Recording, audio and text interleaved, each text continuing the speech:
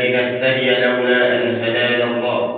أشهد أن لا إله إلا الله وحده لا شريك له، وأشهد أن محمدا عبده ورسوله. اللهم صل وسلم على حبيبنا ومولانا محمد صلى الله عليه وسلم وعلى آله وأصحابه ومن تبعهم بإحسان إلى يوم الدين. سبحانك لا علم لنا إلا ما علمتنا إنك أنت العليم الحكيم. رب اشرح لي صدري ويسر لي أمري واحلل عقدة من لساني يفقهوا قولي. لا حول ولا قوة إلا بالله العلي العظيم. أما بعد. Hadirin jamaah salat subuh yang dirahmati Allah Subhanahu wa taala. Tiada kata yang lebih tepat kita ucapkan pada pagi hari ini kecuali mengucapkan kalimat thayyibah. Di antaranya adalah lafaz tahmid sebagai bentuk rasa syukur kita kepada Allah Subhanahu wa taala yang telah memberikan kepada kita nikmat yang tak terhingga, mulai dari nikmat kesehatan sampai nikmat-nikmat yang lainnya yang tidak bisa kita sebutkan satu persatu dengan lisan kita. Hadirin yang dirahmati Allah Subhanahu wa taala, seorang manusia diciptakan di dunia ini tak lain dan tak bukan adalah untuk beribadah. Kelak nanti akan ditanya kita, waktumu, badanmu, anggota tubuhmu, dan juga hartamu engkau gunakan untuk apa?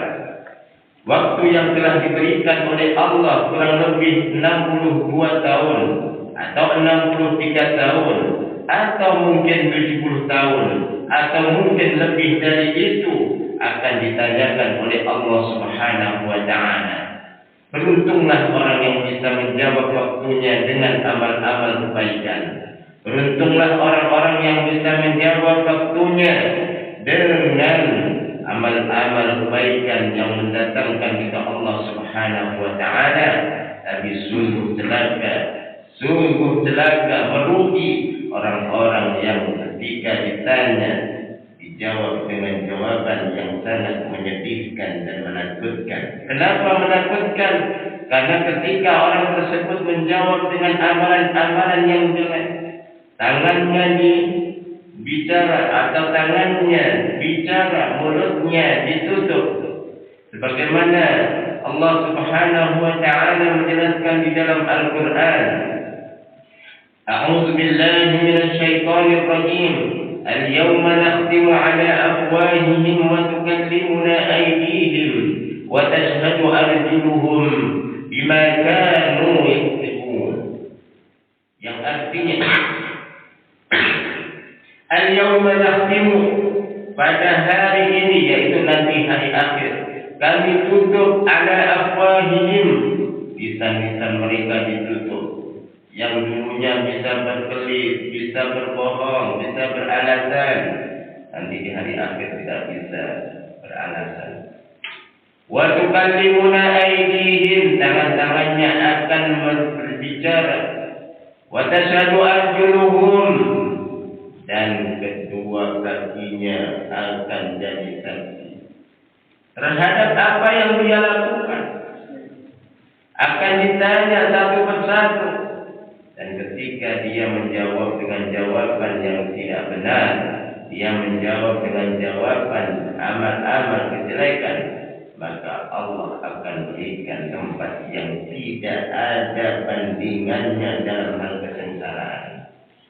Kalau di dunia mungkin bisa selamat dengan bantuan orang lain, tapi di hari akhir tidak ada bantuan kecuali amal dan syafaat dari baginda Rasulullah SAW dalam Al-Quran. Maka dari itu, mari kita isi dengan kebaikan-kebaikan. Apapun yang terlewatkan pada diri atau pada waktu atau pada diri kita, hendaklah kita isi dengan kebaikan sebisa mungkin. Kalau di bulan Ramadan kita bisa puasa 1 bulan penuh, maka jangan ditinggalkan, yaitu 6 hari di bulan Syawal. Dalam hadis dikatakan, man shama Ramadhan ثم أتبعه ستا من شوال كان كصيام الدهر. Barang siapa yang berpuasa bulan Ramadan, penuh bulan Ramadan itu puasa, lalu diikuti 6 hari di bulan Syawal, maka seperti halnya puasa 1 tahun penuh. Dan kita tidak bisa melaksanakan puasa 1 tahun penuh, cukup ditambah saja 6 hari. Maka untuk memotivasi diri kita, dan ini mumpung masih ada waktu, sekarang tanggal berapa Pak? 13. Insya Allah akhir Ramadan itu tanggal 20. Jadi ada sisa. Kalau kita jangan dilihat sunnahnya, ini kan sunnah, dikerjakan dapat pahala, ditinggalkan juga nggak berdosa. Betul sunnah, tapi lihat pahalanya begitu besarnya. Dan kita bisa 1 bulan penuh untuk berpuasa. Kenapa tidak bisa hanya 6 hari di bulan Syawal? Harus kita tumbuhkan pada diri kita bahwa kita kuat, kita bisa. Di bulan Ramadan kita puasa dan bekerja juga bisa.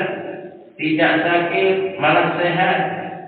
Maka di bulan Syawal ini jangan tinggalkan 6 hari di bulan Syawal.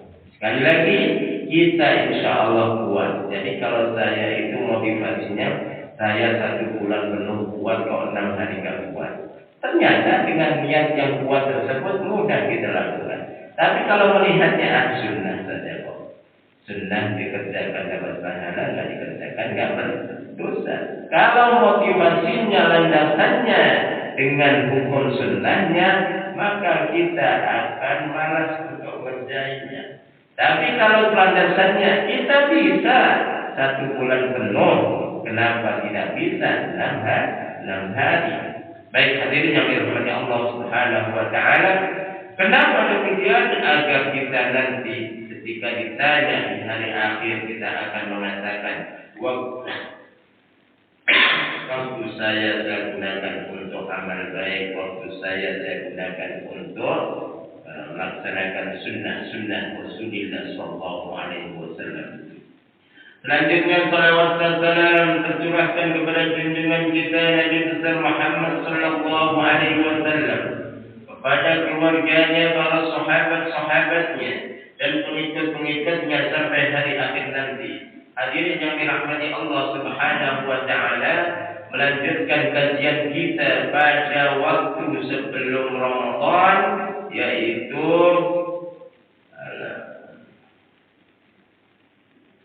tentang hukum salat.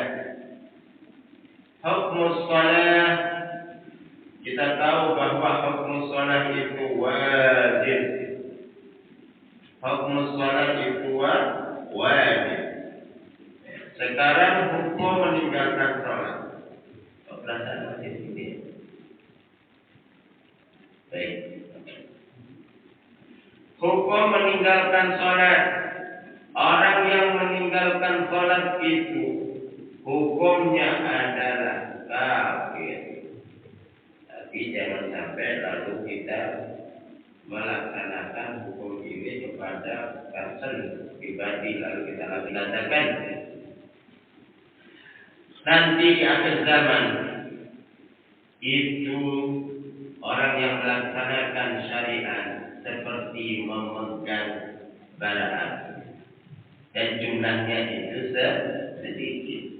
Maka jadikanlah kami menjadi golongan yang sedikit tersebut, yaitu golongan yang senantiasa menegakkan syariat Allah. Di antaranya adalah melaksanakan salat dan juga rukun 5 waktu, syahadat, salat, puasa, lalu mengeluarkan zakat dan haji. Hadirin yang dirahmati Allah Subhanahu wa taala, kalau lihat ayat tersebut kita ngeri sekali. Nanti di hari akhir akan ada segolongan orang yang meninggalkan sholat itu biasa. Meninggalkan sholat itu hal yang biasa, padahal dulu pada zaman Nabi para sahabat itu sangat memperhatikan tentang sholat. Dan tidak hanya pada zaman Nabi Muhammad dan para sahabat, nabi-nabi terdahulu pun juga berdoa kepada Allah agar dijadikan orang yang mendirikan salat. Siapa? Nabi Ibrahim. Nabi Ibrahim itu kan bapaknya para nabi. Kenapa disebut bapaknya para nabi? Nabi Ibrahim punya anak namanya Nabi Ismail dan Nabi Ishak. Dari Nabi Ishak ini punya anak Yakub.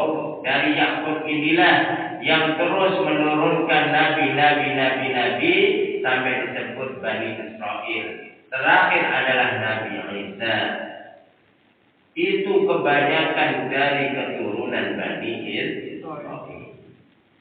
Nabi terakhir keturunan dari Nabi Ismail, yaitu Nabi Muhammad sallallahu alaihi wasallam. Makanya Nabi Ibrahim disebut Abul Anbiya, bapaknya para nabi, karena Nabi Ibrahim memelurkan atau memberikan keturunan-keturunan nabi. Doanya apa yang dilakukan oleh Nabi Ibrahim dan diabadikan di dalam Al-Quran? A'udzu billahi minasy syaithanir rajim. Rabbi ij'alni muqimas shalati wa min dzurriyyati. Rabbi, ya Allah, ya Tuhanku, ij'alni, jadikanlah saya muqimas shalati, orang-orang yang mendirikan salat. Jadi Nabi Ibrahim ini karena perhatiannya tentang salat sampai terus berdoa kepada Allah, jadikanlah saya orang yang mendirikan salat. Bukan jadikanlah saya orang yang terkaya, jadikanlah saya orang yang terpandang, bukan jadikanlah saya orang yang hartanya berlimpah. Permintaan Nabi Ibrahim, Rabbi ja'alni muqimas shalah. Ya Allah, jadikanlah saya orang yang mendirikan salat. Tapi tidak hanya cukup dirinya saja, sampai berdoa untuk keturunannya, anak cucunya, cicitnya. Kalau sudah keturunannya sampai keturunan Nabi Ibrahim, keturunannya terus. Wa min dzurriyyati, ya Allah, bukan hanya saya jadikan orang yang menegakkan salat, tapi anak cucu saya, keturunan saya, semuanya. Itu doa Nabi Ibrahim. Wa taqabbal, Rabbana wa taqabbal du'a, ya Allah, terimalah doa kami, ya Allah, kabulkanlah doa kami. Makanya ada istilah kabul, artinya terima. Ya Allah, kabul doa kami.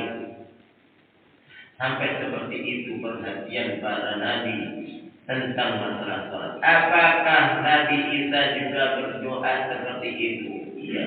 Apakah Nabi Musa alaihi salam berdoa seperti itu? Iya. Para nabi aja berdoa minta hidayah kepada Allah agar dijadikan orang yang senantiasa menegakkan salat. Maka kita juga harus banyak-banyak berdoa minta kepada Allah agar dijadikan orang yang menegakkan salat. Dan juga jangan lupa keturunan kita doakan, ya Allah, min dzurriyyati, ya Allah, dan juga keturunan saya, ya Allah. Kenapa kita minta keturunan kita orang yang menegakkan salat? Karena barometer orang itu bisa diterima doanya karena salat. Contohnya, orang Syiah punya orang tua non Muslim, doa apapun nggak nyambung, tidak nyambung. Kenapa? Karena dia meninggalkan salat. Dan orang yang meninggalkan salat adalah kufur. Kalau kufur, apapun doa yang diucapkan oleh orang tersebut tidak nyambung. Nabi Ibrahim saja, Khalilullah, kekasih Allah dan juga Abul Anbiya, bapaknya para nabi, ketika berdoa kepada Allah untuk ayahnya, ditegur oleh Allah, sesungguhnya doamu itu tidak memberikan manfaat.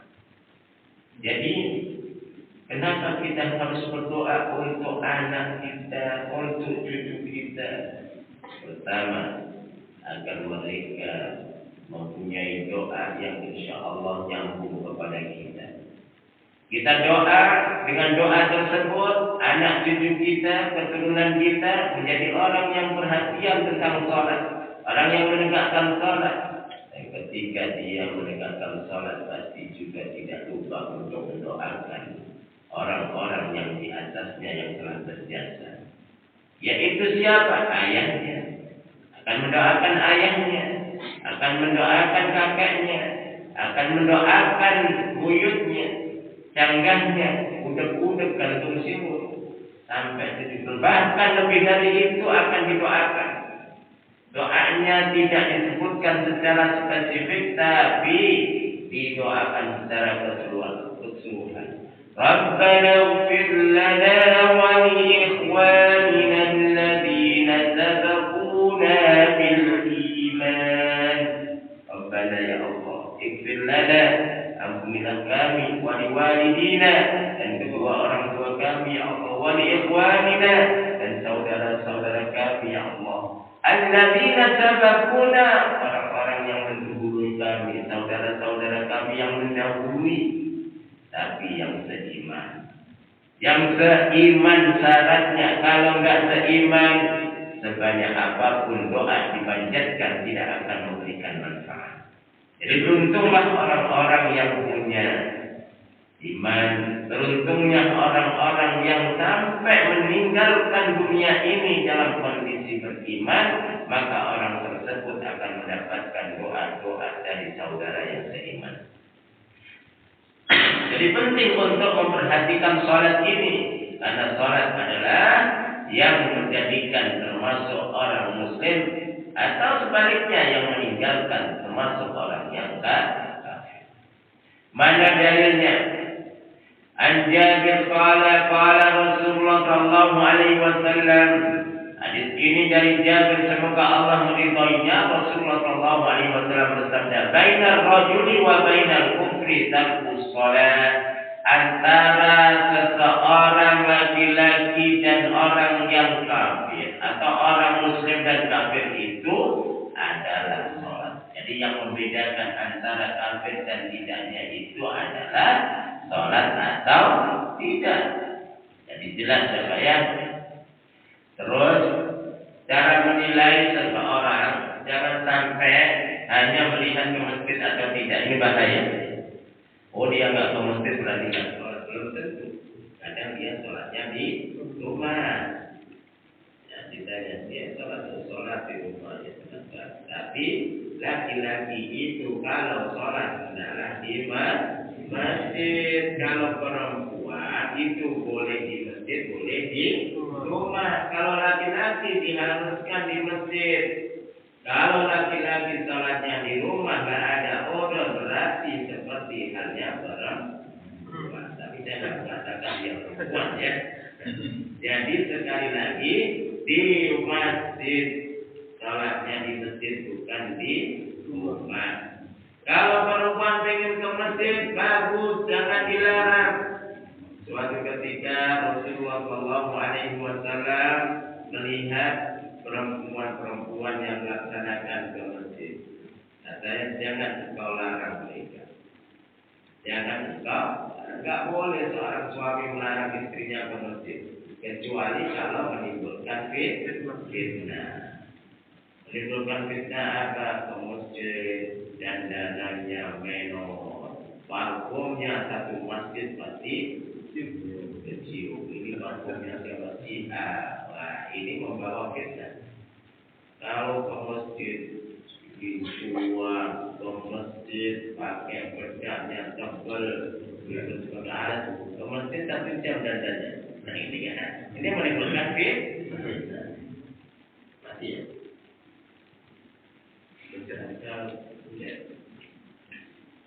Hadirin yang dirahmati Allah Subhanahu wa taala. Hadirin yang dirahmati Allah Subhanahu wa taala. Jadi sekali lagi seorang laki-laki itu hendaklah pergi ke masjid ketika melaksanakan salat. Jangan di rumah. Kalau di rumah boleh ketika ada uzur, ketika sakit, ketika dia demam. Kalau ke masjid akan bertambah demamnya, maka orang tersebut boleh melaksanakan salat di rumah.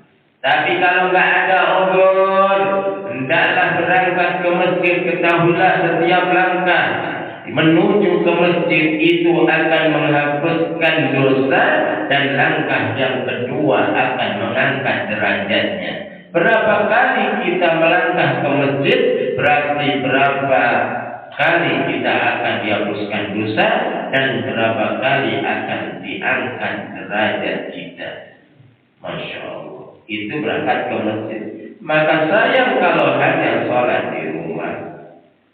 Udah masjidnya bagus, ada AC-nya, terus permadaninya empuk, masa malas ke masjid. Saya malas ke masjid. Kenapa? Karena masjidnya panas. Mungkin ada alasan. Saya malas ke masjid. Kenapa? Karena belum ada karpetnya keras. Mungkin ada alasan. Tapi alasan ini gak bagus. Dulu Rasulullah sholatnya itu pakai apa Pak? Pakai pasir, tapi semuanya sholat. Bahkan orang yang nggak melihat pun disuruh ke masjid. Orang buta pun disuruh ke masjid. Kita sekarang masjidnya sudah bagus, plafonnya juga bagus. Kalau hujan nggak kehujanan, kalau panas juga terasa dingin, kalau dingin pun nggak terasa. Di luar dingin banget, di sini banget hangat. Kenapa? Karena apa? Karena tertutup. Kalau bisa dapat di Mekah, kalau dinginnya luar biasa, dinginnya ekstrim, bisa 0 derajat bahkan min 10, ya. Min 10. Masuk masjid jadi hangat. Kenapa? Karena tertutup. Tapi kalau panas bisa 42, 43. Coba bayangkan kita ini 40, 38. Udah beberapa hari ini kan panasnya luar biasa ya. Dan sampai kaget pas zuhur buka keras. Karena saya kan di Aceh terus di ruangan. Di Aceh terus pas wudu buka keras. Ini bukan aneh tapi panasnya luar biasa. Masya Allah. Saya sama berpikir ini, kalau orang bersama bagaimana, orang yang jualan yang gak laku terus panasan, Masya Allah. Maka kita harus banyak-banyak bersyukur, ya.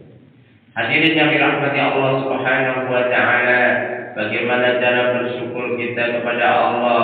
Mari kita lakukan salat ini dengan baik. Mari kita lakukan salat ini di masjid, jangan di rumah. Kalau di rumah itu hanya untuk perempuan, perempuan juga boleh di masjid. Kalau laki-laki di rumah tanpa uzur seperti saya cuma seperti ya bapak yang rumahnya. Tapi insya Allah ini ahli masjid, di sini ahli masjid, ya. Jadi jangan malas pergi ke masjid, ada adan langsung tinggal semuanya aktivitas. Ada adan panggilan, ada Allahu Akbar, Allahu Akbar. Kita tahu aktivitas sesibuk apapun, kita tahu panggilan Allah kita utamakan. Agar apa? Agar Allah mengutamakan kita ketika kita butuh pertolongan Allah. Ketika kita butuh pertolongan Allah, Allah akan jawab dengan segera. Akan kita segera dalam menjawab permintaan Allah. Segera dalam menjawab perintah Allah. Intan surullah yansurkum. Jika kalian menolong Allah, Allah akan segera menolong kita. Bagaimana menolong Allah? Menegakkan, melaksanakan syariat-syariatnya. Syariat yang terbesar adalah sholat. Jangan sampai kita menjadi orang-orang yang kufur karena sholat. Naudzubillah, naudzubillah. Maka minta terus kepada Allah. Ihdinas siratal mustaqim. Ya Allah, tunjukilah kami ke jalan yang lurus. Ya Allah, tunjukilah kami sehingga saya berada dalam agama yang lurus, yaitu agama Islam. Minta kepada Allah. Karena apa? Karena sekali lagi kita tidak tahu kita meninggal dalam kondisi iman atau bukan, tidak tahu. Maka terus minta kepada Allah. Dan di dalam hadis itu, yumsil muslim wa yusbihu kafir. Ada seseorang yang sorenya muslim, paginya kan cepat banget ya. Dan kadang-kadang berubahnya, pindahnya atau murtadnya itu gara-gara yang sepele, gara-gara yang naudzubillah, semoga kita, keluarga kita, keturunan kita dijaga oleh Allah dalam kondisi beriman, menegakkan salat sampai akhir hayat.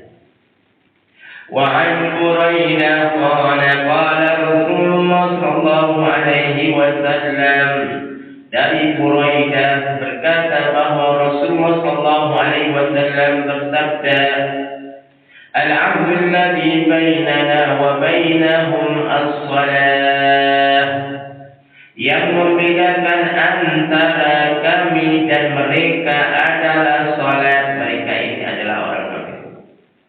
Faman tarakaha faqad kafar. Orang yang meninggalkan salat, maka orang tersebut kafir. Jelas Pak ya? Tidak usah diperdebatkan. Terus itu nggak sholat terus gimana? Ya kan ya. Nah, jadi kita nggak boleh kalau gitu. Kita pun nggak boleh.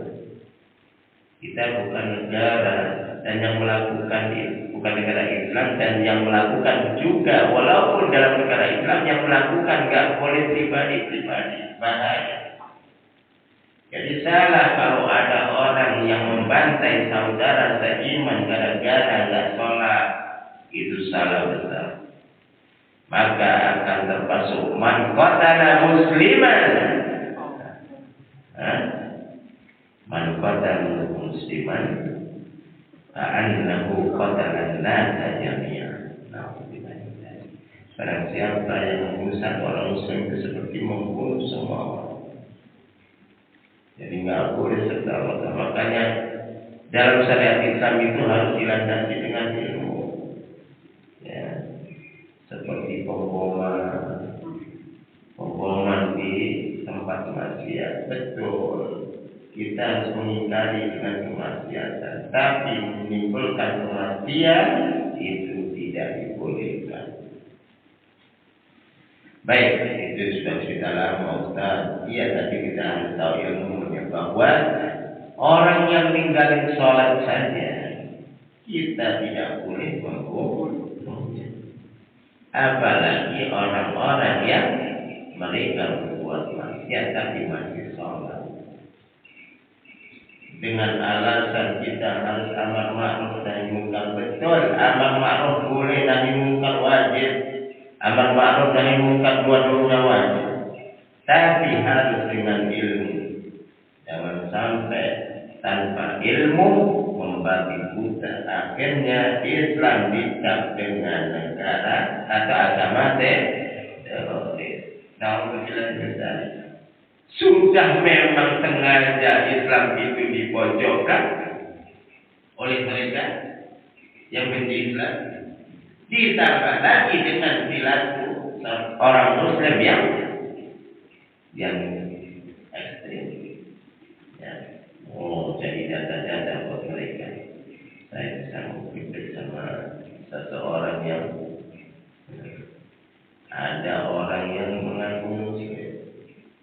Tapi Masya Allah, itu sangat memojokkan Islam. Nih, ada gereja-gereja yang dibubarkan oleh Islam di Bekasi, di Jakarta. Disebutkan memojokkan Islam terus. Padahal dia mau. Bapak kalau tahu seperti itu ada ya dulu ya orangnya masih muda tadi kalau mau Masya Allah. Baik, tapi ini yang dirahmati Allah. Dan kita tidak mengheran ada setiap masa orang seperti itu. Ya, ada orang yang seperti itu. Tapi yang kita kalau dengan itu. Mojok itu sama. Ini di Bekasi, di Belanda, ini belum kelihatan artinya. Itu hanya kejahatan. Ini muslim. Gereja yang diusir tak boleh sholat di dalamnya. Permasalahannya, tak tahu sebabnya dia sudah ngomong di media, di televisi lagi. Aku bercanda itu, Masya Allah, kata-katanya. Tak tahu disebutkan bercanda kenapa. Hadirin yang dirahmati Allah Subhanahu wa taala. Wa an Abdillah, saya enggak pertanyaan nih. Allah silakan. Itu kan ini. Pak ini enggak ada kan. Kameramen terjadi. Yang dibutuhkan itu. Ya. Namanya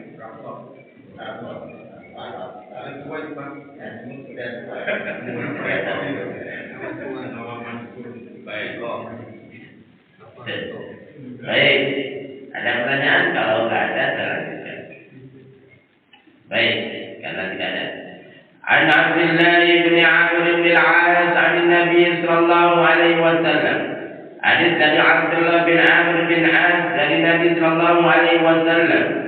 Annahu dzakara as-salah yawman faqala man hafaza 'alayya.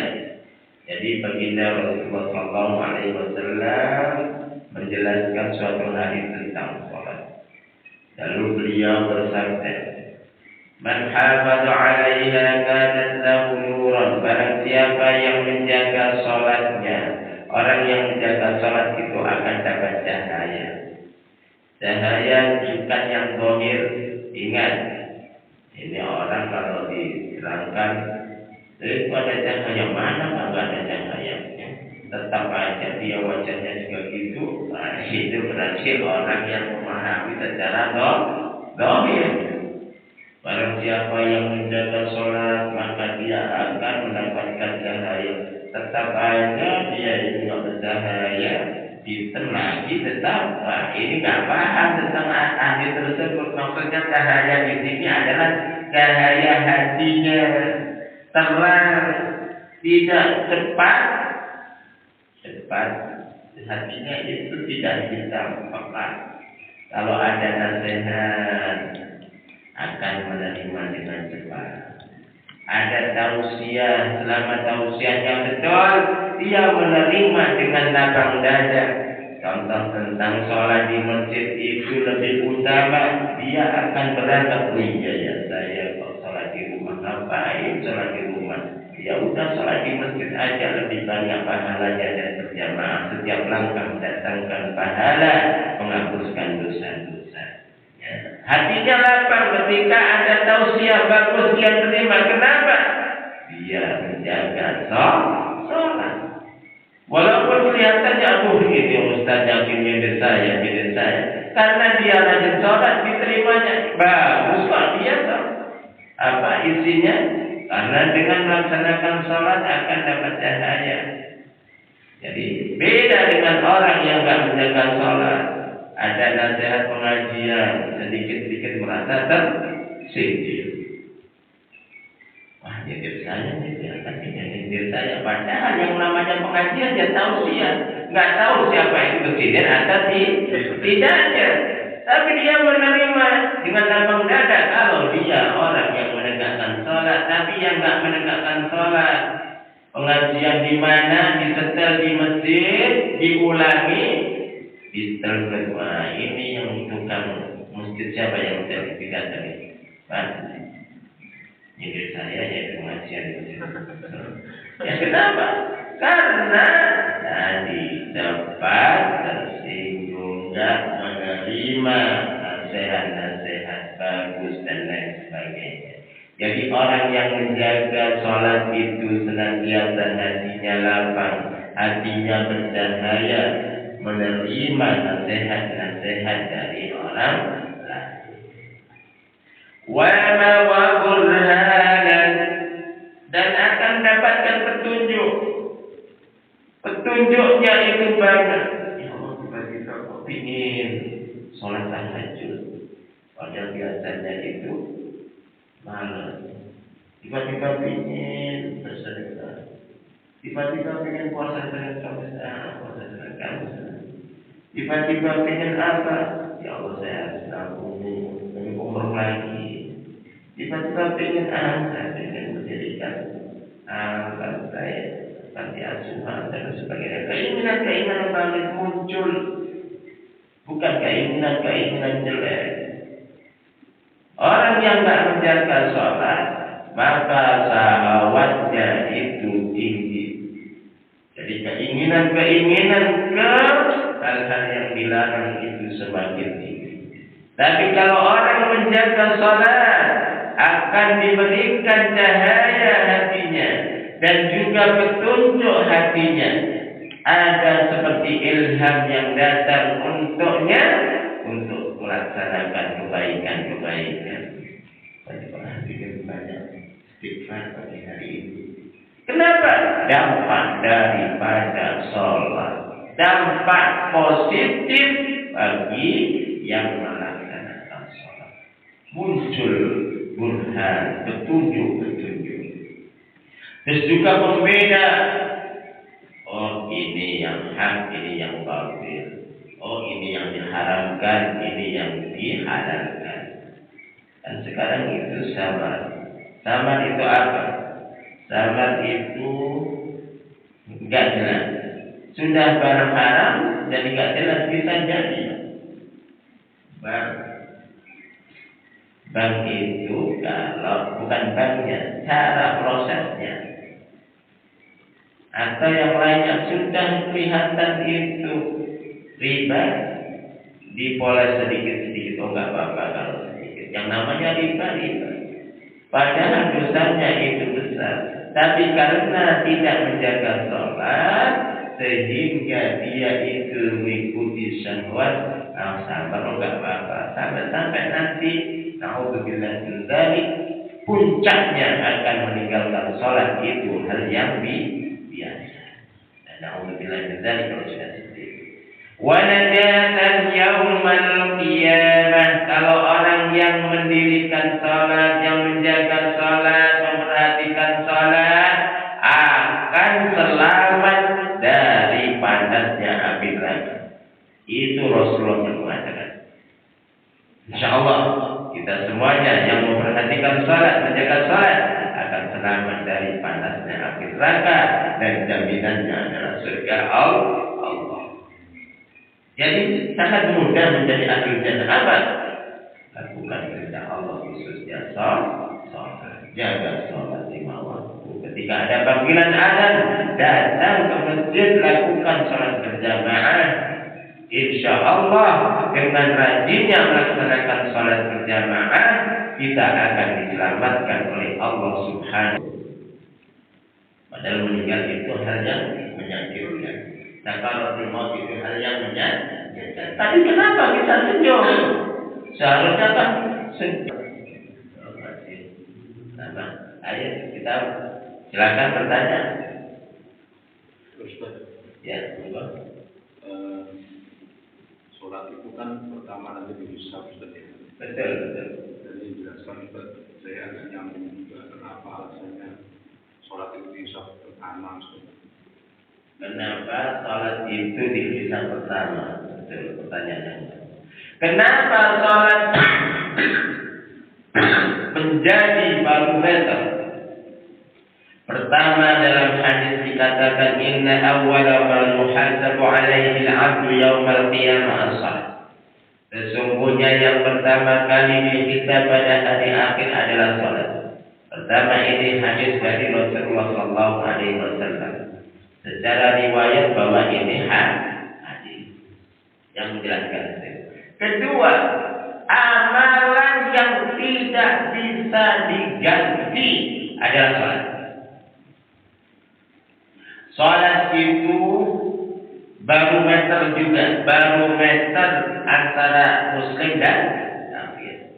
Dan salat itu amalan yang tidak bisa diganti. Kalau puasa bisa diganti dengan fidyah. Contoh, orang yang sudah tua renta nggak bisa melakukan aktivitas sampai jalan pun nggak bisa, maka orang tersebut nggak apa-apa, tidak berpuasa, tapi bayar fidyah. Yang bayar siapa?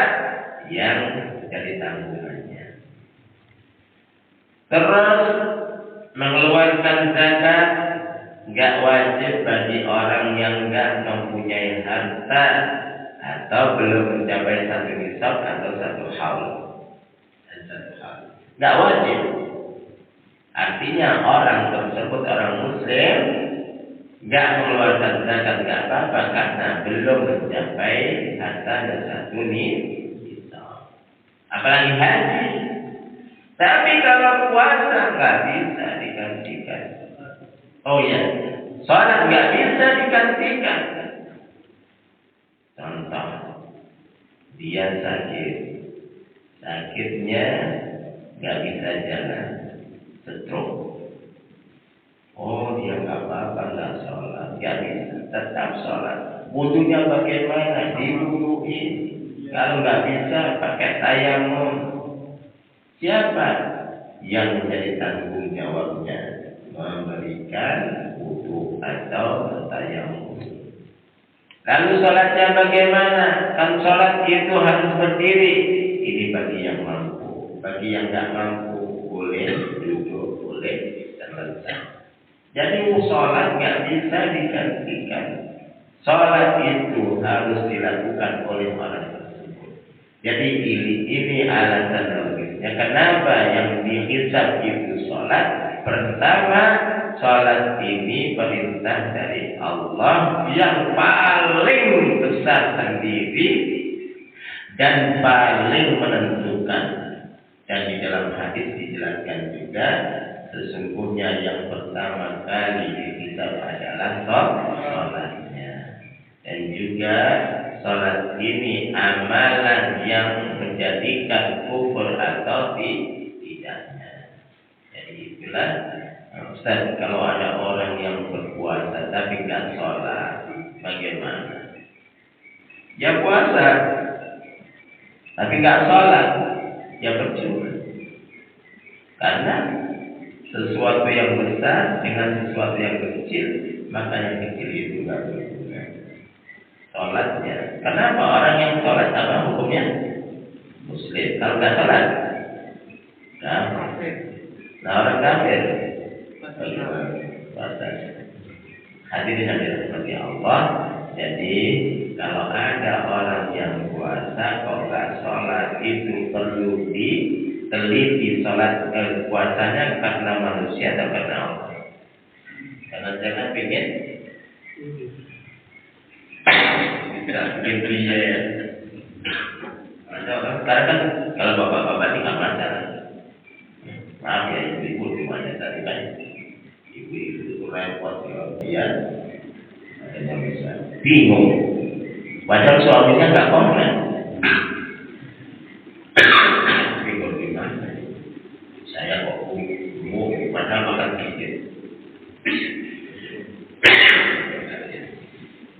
Baik hadirin yang dirahmati Allah, maka orang yang sholat atau yang nggak sholat tapi puasa itu puasanya karena bikin maksudnya urus atau anak atau untuk bikin siap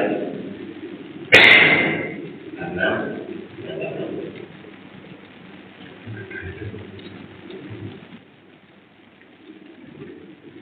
Alhamdulillah. Ada pertanyaan lagi? Ustaz, kalau dalam kondisi cantik dan juga tertidur saja, Tertidur. mungkin kesadarannya seperti bagus. Mungkin kalau itu kan buang kotoran boleh tetap itu. Sholatnya bisa dijamak dan dikosongkan. Boleh. Salat yang seperti tersebut boleh dijamak dikosong. Kenapa? Karena dia mengalami hal yang sulit.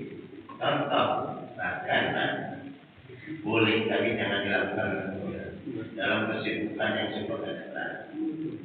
Atau pengantin kan yang mengatakan boleh disusahkan.